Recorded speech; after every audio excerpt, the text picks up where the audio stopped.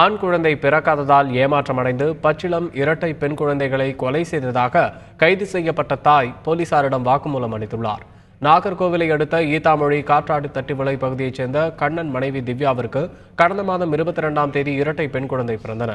ஒரே நேரத்தில் அந்த குழந்தைகள் இறந்துவிட்டதாக கூறி வீட்டின் பின்புறம் அவசரமாக இரட்டை பெண் குழந்தைகளின் உடல் புதைக்கப்பட்டது. இதில் சந்தேகம் இருப்பதாக புகார் எழுந்ததால் வருவாய்த்துறை குழந்தைகள் காப்பக அதிகாரிகள் முன்னிலையில் உடற்கூறு ஆய்வு செய்யப்பட்டது. அதில் இரு குழந்தைகளும் இயற்கையாக இறக்கவில்லை என்பது தெரியவந்தது. இதையடுத்து தாய் திவ்யாவிடம் போலீசார் விசாரணையை தீவிரப்படுத்தினர். அப்போது தனக்கு ஏற்கனவே ஒரு பெண் குழந்தை உள்ள நிலையில் மீண்டும் இரு பெண் குழந்தைகள் பிறந்தது வேதனை அளித்ததாகவும் ஆண் குழந்தை பிறக்காத ஏமாற்றத்தால் இரட்டை பெண் குழந்தைகளை கொலை செய்ததாகவும் ஒப்புக்கொண்டார்.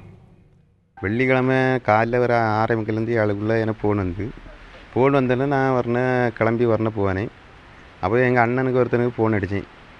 அப்போ என்ன வாங்க புள்ள ஒன்றும் இல்லை ஓரமாக இல்லாமல் இருக்குது, நீ வந்து பாருன்னு. அவனும் நான் போனேன். நான் போய் பார்த்தேன். ஒன்றும் இல்லை, ஓரமாக ஒன்றும் இல்லை. எங்கள் அண்ணன் வந்து பார்த்தான். எங்கள் அண்ணன் வந்து பார்க்கச்சில ஓரமாக ஒன்றும் இல்லைன்னு சொல்லிட்டு இருந்தேன்.